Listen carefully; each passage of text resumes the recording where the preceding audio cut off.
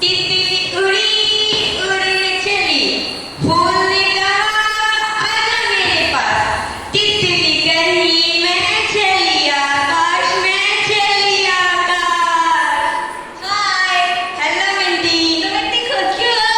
आज मैं बहुत ज्यादा ही खुश हूँ। क्योंकि मैंने सोच लिया मुझे क्या बनना है। तुम्हें क्या बनना है? मुझे तो डॉक्टर बनना है। डॉक्टर बन के करोगी क्या? मैं डॉक्टर बन के सबका अच्छे से इलाज करूंगी, कम पैसों में इलाज करूंगी, ताकि हमारा समाज और आगे की ओर बढ़े।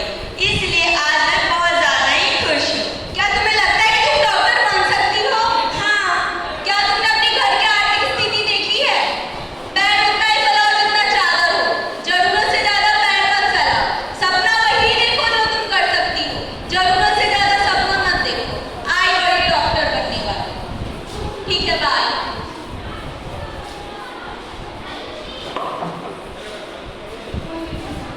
हाय हाय, उदास क्यों हो?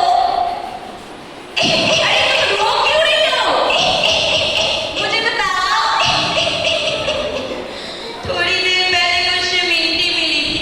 जब मैं उससे बोली मुझे डॉक्टर बनना, तो बोली तुम्हारे अंदर इतनी क्षमता ही नहीं कि मैं डॉक्टर बन पाऊँ। क्या मेरे अंदर इतनी क्षमता नहीं है? क्या मैं नहीं बन सकती डॉक्टर?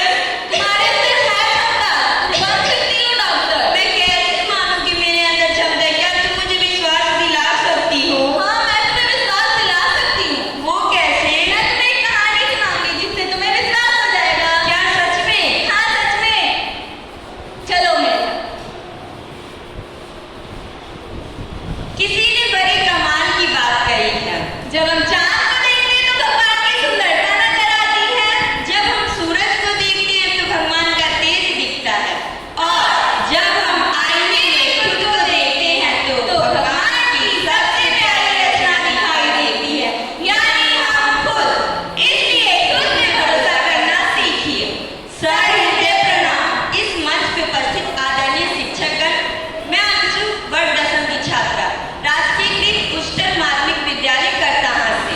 मैं खुशी वर्ग 10वीं की छात्रा, राजकीयकृत उच्चतर माध्यमिक विद्यालय करताहां से।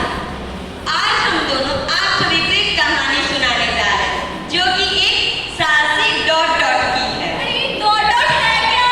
अरे डॉट डॉट तो हमारे ऑडियंस के लिए है। जैसा कि तुमने बोला कि ये डॉट डॉट हमारे ऑडियंस के लिए है, लेकिन ऑडियंस बताएगी कैसे कि ये डॉट डॉट है क्या? हाँ, ये तो बात सोचने वाली होगी कि ऑडियंस बताएंगे कैसे।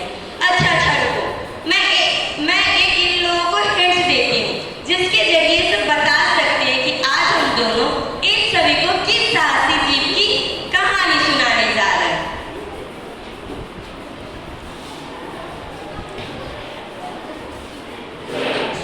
अरे ये क्या?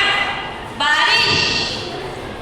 साहसी मामा छाता लेकर कुछ लेने बाजार चले। पानी बरस रहा था रिमझिम, मगर जरूरी काम चले।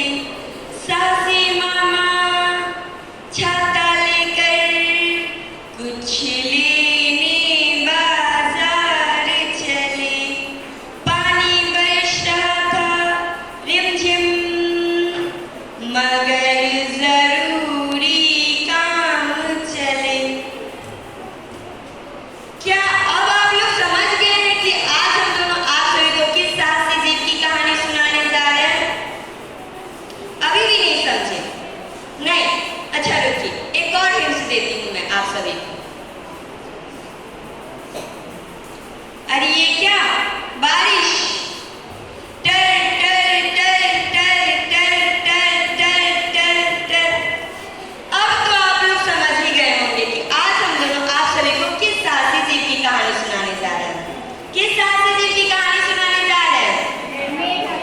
हाँ, तो आज हम दोनों आप सभी को एक साहसी मेढक की कहानी सुनाने जा रहे हैं। तो आइए शुरू करते हैं।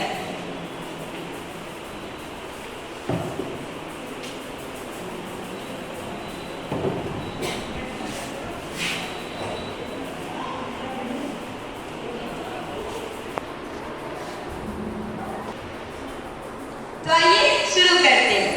किसी घने जंगल में एक खूबसूरत तालाब था। इस तालाब में ढेर सारे मेंढक रहते थे। इन मेंढकों की छोटी सी दुनिया थी, लेकिन शोरगुल से भरी हुई।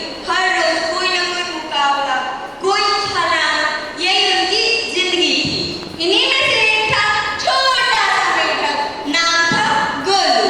वह बाकियों के मुकाबले ना तो बहुत ताकतवर था, ना ही उसकी छलांग बहुत ऊंची थी, लेकिन उसकी सबसे बड़ी खासियत थी उसका सपना। वह हमेशा कहा करता था कि मैं सबसे ऊंची पहाड़ी की चोटी पे चढ़ूंगा। मैं सबसे ऊंची पहाड़ी की चोटी पे चढ़ूंगा। यह सब सुन के तालाब के बाकी मेंढक हंसते थे और कहते थे, गोलू तुम तो इतने छोटे हो, पहाड़ी इतनी ऊंची पहाड़ी चढ़ोगे? सपना देखो मगर इतना भी नहीं कि मजाक बन जाए। यह सब सुनकर गोलू मुस्कुराता और अपनी तैयारी करता। रोज गोलू तालाब के किनारे जाकर छोटी छोटी ऊबड़-खाबड़ जमीन पर छलांग लगाता। कभी फिसलता, कभी गिरता, मगर फिर भी उठता, क्योंकि